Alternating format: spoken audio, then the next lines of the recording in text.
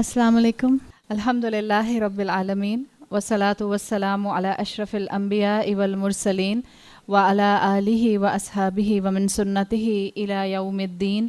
اللہم اجعلنا منہم ومن الذین آمنوا وعملوا الصالحات وتواصوا بالحق وتواصوا بالصبر.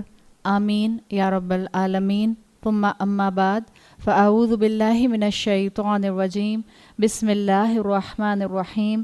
رب اشرح لی صدری ویسر لی امری واحلل عقدۃ من لسانی یفقہوا قولی. اللہم ثبتنا عند الموت بلا الہ الا اللہ. اے ہمارے اللہ، ہمیں ہماری موت پر کلمہ لا الہ الا اللہ پر ثابت قدم رکھیے. آمین یا رب العالمین.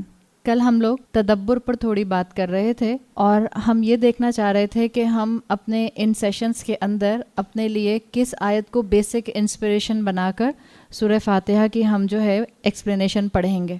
اور جو ہمارا مین انسپریشن ہے آیت کی وہ سورہ محمد کی ہے، جس میں اللہ تعالیٰ نے پوچھا ہے کہ لوگ قرآن کے اوپر غور و فکر کیوں نہیں کرتے، قرآن جو ہیں وہ لوگ جو ہیں وہ قرآن کے ان ڈیپتھ میننگ کیوں نہیں دیکھنے کی کوشش کرتے. اور وہ آیت ہے افلا یتدبرون القرآن، جس میں اللہ نے پھر آگے ایک سوال بھی پوچھا ہے، ام علی قلوب اقفالها، کیا ان کے دلوں کے اوپر تالے پڑے ہوئے ہیں. یہ آیت جب آپ بار بار سنیں گی تو انشاءاللہ مجھے امید ہے کہ آپ کو یاد ہو جائے گی. اور اگر آئی تھنک سورہ محمد کی آیت نمبر 4 ہے، آئی ول ریکنفرم، شاید آیت نمبر 4 ہے، ام علی قلوب اقفالها. اللہ تعالیٰ نے خود سوال کیا ہے کہ تدبر نہیں کرتے تو کیا دلوں پر تالے پڑے ہیں. اور جب ہم دلوں کے تالوں کی بات کر رہے تھے تو ہم نے دیکھا تھا کہ بیسیکلی بہت سے ایسے ہنڈرنسز، رکاوٹیں ہوتی ہیں جس کی وجہ سے انسان کے دل کے اندر قرآن نہیں اترتا. اس میں سے ایک پر ہم بات کر رہے تھے کہ انسان کیوں چلتا پھرتا قرآن نہیں بن پاتا. اس کی وجہ انٹلیکچول لاکس ہوتی ہے، اس کی عقل اس کے دل کے درمیان میں بیریئر بن جاتی ہے اور وہ قرآن کو دل کے اندر پینیٹریٹ نہیں ہونے دیتی. اسی حوالے سے ہم نے رسول اللہ صلی اللہ علیہ وسلم کے اخلاق کے بارے میں روایت دیکھی تھی. اسی حوالے سے ہم نے صحابہ کا عمل دیکھا تھا کہ صحابہ بھی چلتا پھرتا قرآن ہوتے تھے. اسی طرح سے آپ نے امام ابو حنیفہ کا نام سنا ہے. امام ابو حنیفہ اصول الفقہ کے بہت بڑے اسکالر گزرے ہیں اور پورا ایک اسکول آف تھاٹ جو ہے وہ امام ابو حنیفہ کی تعلیمات کے ساتھ جو ہے اس کو اٹیچ کیا جاتا ہے. امام ابو حنیفہ کا ایک مرتبہ بہت ہی سیریس انکاؤنٹر ہوا خوارج کے ساتھ. کبھی نام سنا ہے خوارج؟ کون ہوتے ہیں خوارج؟ کسی کو معلوم ہے کون تھے خوارج؟ آج کل تو آپ لوگ جب سے یہ ٹیررزم کی ویو جو ہے یہ دنیا میں پھیلی ہے، یہ جو ویو دہشت گردی کی آئی ہے، اس کے بعد سے آپ کو خوارج کے بارے میں کچھ نہ کچھ سننے کو مل ہی گیا ہوگا. خوارج یوں سمجھیں، اگر ہم اس کو ان شارٹ دیکھیں، حضرت علی اور حضرت عثمان کے دور میں ایک ایکسٹریمسٹ گروپ مسلمانوں کا جو تھا وہ وجود میں آیا تھا. اور ایکسٹریمسٹ گروپ ایسا تھا کہ جس میں یہ لوگ بہت زیادہ مسلمانوں ہی کے اوپر کفر کے فتوے لگانے لگ گئے تھے. یعنی ان کا ایک پوائنٹ آف ویو یہ تھا کہ کبیرہ گناہ کرنے والا کافر ہو جاتا ہے. یہ بتائیں کیا نماز پڑھنا ہر مسلمان پر فرض ہے؟ نماز پڑھنا ہر مسلمان پر فرض ہے. روزہ رکھنا ہر بالغ مسلمان پر کیا فرض ہے؟ جی ہاں، روزہ رکھنا ہر بالغ مسلمان پر فرض ہے. اسی طرح سے آپ کو معلوم ہے کہ اللہ تعالیٰ نے کچھ گناہ ایسے ڈسکرائب کیے ہیں جو کہ کبیرہ گناہ کی کیٹیگری میں آتے ہیں، جیسے زنا کسی سے ہو جاتا ہے تو اس نے کبیرہ گناہ کیا. اگر کسی نے غیبت کی تو اس نے کبیرہ گناہ کیا. اگر میں آپ سے ایک سوال کروں کہ کیا کسی سے زنا ہو جائے تو اب کیا وہ اسلام کے دائرہ سے باہر نکل جاتا ہے؟ ہاں، وہ تو اسلامی حدود جو آتی ہیں وہ تو قائم ہوں گی، لیکن ہم اس وقت اس کا ایک سمجھ لیں ریچول جو اس کا ریلیجس سٹیٹس ہے اس کا میں پوچھ رہی ہوں. کیا ہمارے ذہنوں میں یہ چیز کلیئر ہے بالکل کہ اگر کسی کے ساتھ ایسا معاملہ ہو کہ کسی انسان نے زنا کیا ہے اور زنا میں وہ انوالو بھی ہو گیا اور مسلمان تھا، تو کیا آپ اس کو مسلمان ہی کہیں گے یا وہ اب مسلمان نہیں رہے گا؟ بالکل صحیح آپ نے کہا. رول یاد رکھیں، کبیرہ گناہ یقیناً اللہ تعالیٰ کے نزدیک سخت ناپسندیدہ ہیں. کبیرہ گناہ کی معافی جب تک اس کا کفارہ ادا نہ کیا جائے اس وقت تک یا کبیرہ گناہ کی جو حد ہے جب تک وہ نافذ نہ ہو اور جب تک اللہ سے سچے دل سے توبہ نہ کی جائے کبیرہ گناہ معاف نہیں ہوتا. کسی انسان کا حق مارا ہے تو اس کا حق ادا کرنا ہوگا, ورنہ صرف معافی کافی نہیں ہوگی. صحیح. کبیرہ گناہ ناپسندیدہ ضرور ہے, لیکن کبیرہ گناہ کرنے والا اگر مسلمان ہے تو وہ مسلمان ہی رہے گا. ایک انسان مسلمان ہے مگر نماز نہیں پڑھتا. ہمارے خاندانوں میں, ہمارے آس پاس جان پہچان کے لوگوں میں کیا ایسے مسلمان نہیں ہوتے جو نمازیں نہیں پڑھتے؟ کبھی پڑھ لی, جمعے کی نماز تو پڑھ لی, بہت ہو گیا تو عید نماز پڑھ لی. آپ کو ایسے لوگ بھی ملتے ہیں. تو ہم یہ نہیں کہہ سکتے کہ اب یہ مسلمان نہیں ہے. کبیرہ گناہ کر کے بھی انسان مسلمان رہتا ہے. صحیح. وہ الگ بات ہے کہ وہ اللہ کی نظر میں کس کیٹیگری پر آ جاتا ہے, وہ اس کا اور اللہ کا معاملہ ہے. خوارج کا معاملہ کیا تھا؟ ان کا پوائنٹ آف ویو یہ تھا, یہ اپنے تقوی میں اتنے زیادہ آگے بڑھ گئے تھے کہ انہوں نے اللہ کے رسول کی تعلیمات کو بھی پیچھے ڈال دیا تھا, اور یہ بالکل قرآن کو ایز اٹ از قرآن کے مفہوم پر لیا کرتے تھے. جو قرآن میں آیت آ گئی, آپ کو بھی معلوم ہے کہ قرآن کی آیت کے لیے بہترین ڈکشنری رسول اللہ صلی اللہ علیہ وسلم اور آپ کی تعلیمات ہیں. اللہ تعالیٰ نے اپنے رسول کے ذریعے قرآن کو ایکسپلین کروایا ہے. یہ خوارج جو تھے یہ اللہ کے رسول سے بھی آگے بڑھ گئے تھے اور اپنے تقوی میں آگے ایسے بڑھے کہ انہوں نے اپنا ایک پوائنٹ آف ویو بنانا شروع کیا. انہوں نے کہا کہ جو مسلمان کبیرہ گناہ کرے گا وہ کافر ہے. کافر کا مطلب اب وہ دائرہ اسلام سے باہر نکل گیا, اور جو دائرہ اسلام سے مسلمان ہونے کے بعد باہر نکل گیا انہوں نے کہا یہ اپوسٹیٹ ہے, یعنی مرتد ہے. مرتد پتہ ہے نا, جو مسلمان ہو لیکن پھر اس کے بعد اپنا دین چھوڑ دے.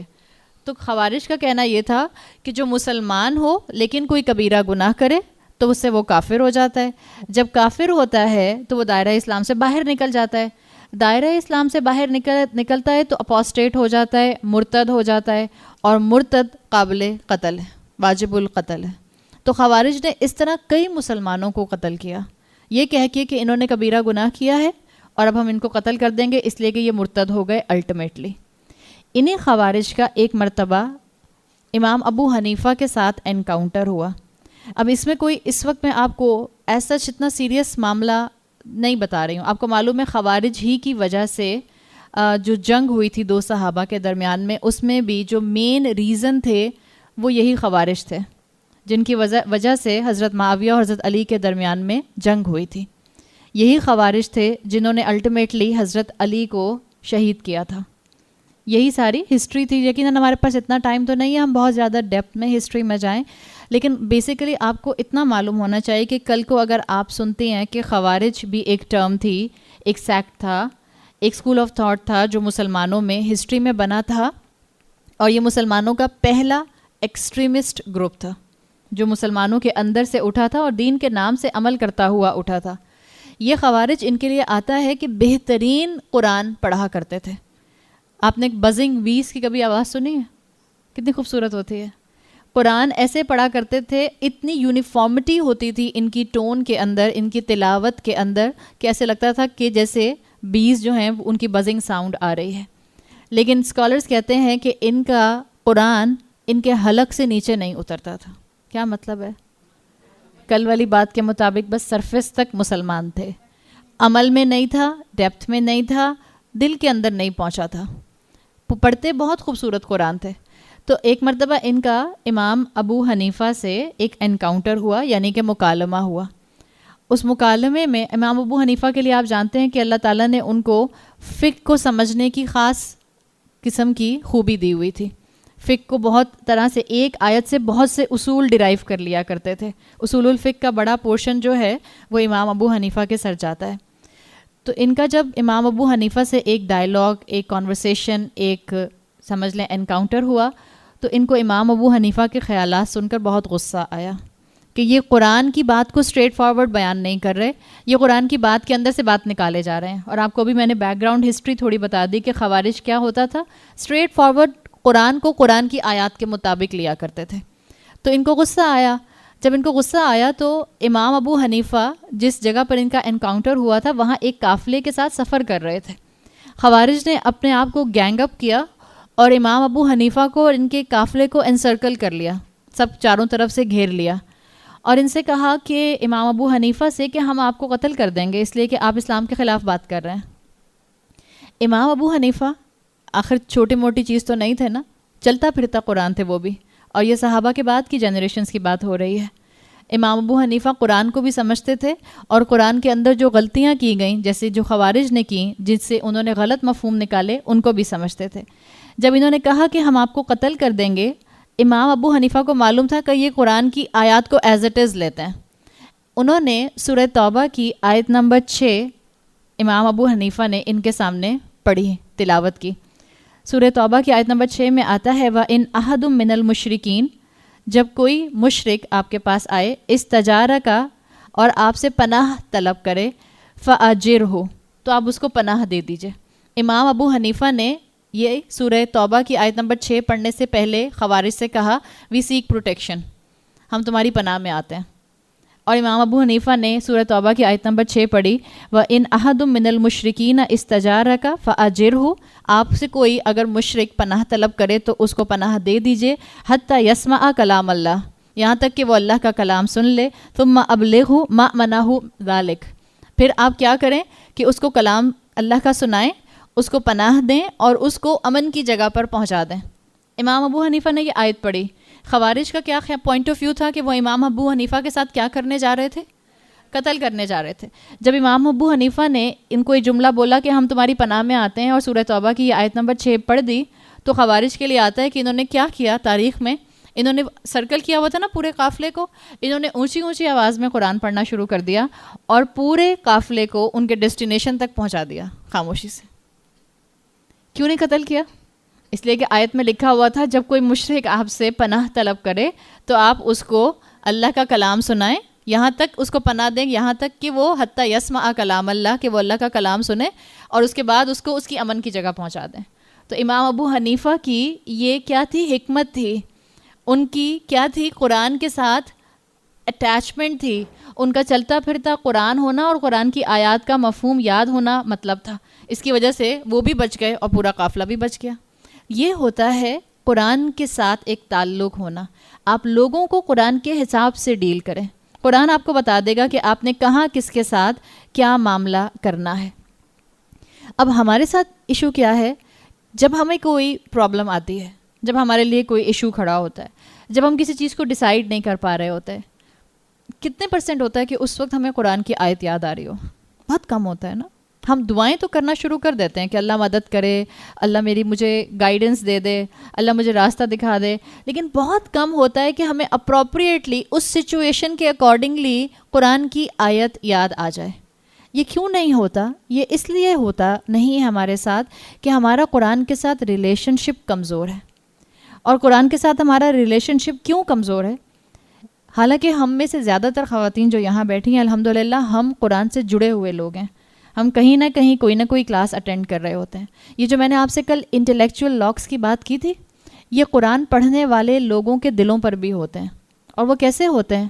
آپ ہر طرح کے مسلمان کو اس وقت ویژولائز کر لیں۔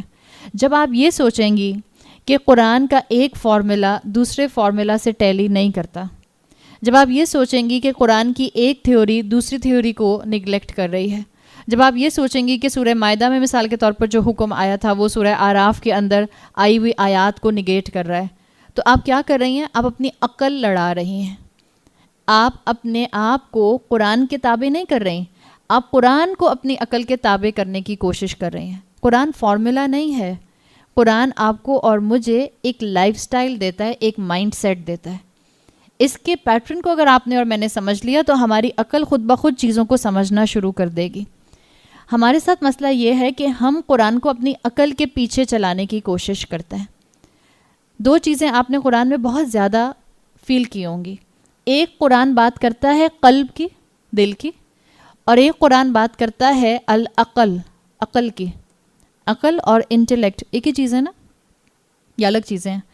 ایک تو ہے جہالت، اگنورنس، سمپل اگنورنس، لا علمی جس کو کہتے ہیں، کہ آپ کے پاس ایک چیز کی نالج نہیں ہے، کہ مجھے اس بات کا علم نہیں ہے، یہ جہالت کا لوور لیول ہے۔ ایک جہالت کیا ہوتی ہے؟ علم ہونے کے باوجود اس علم کی روشنی میں فیصلہ نہ کرنا، یہ بھی جہالت ہے۔ قرآن آپ کو یہ دو اینٹیز کے اوپر بات کرتا ہوا بہت فریکوینٹ نظر آتا ہے، القلب، العقل، ان دونوں کی بہت بات کی جاتی ہے۔ اور آپ کو یہ جو آیت ہے، جیسے جو ابھی ہم سورہ محمد کی آیت کو اگر ہم فوکس میں رکھیں کہ تم قرآن پر تدبر کیوں نہیں کرتے، کیا تمہارے دلوں پر تالے پڑے ہوئے ہیں؟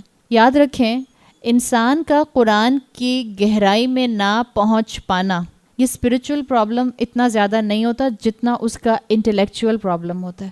اس کا ذہن تیار نہیں ہو رہا ہوتا، جبھی وہ ذہن، وہ دماغ دل کے راستے میں بیریئر بن جاتا ہے.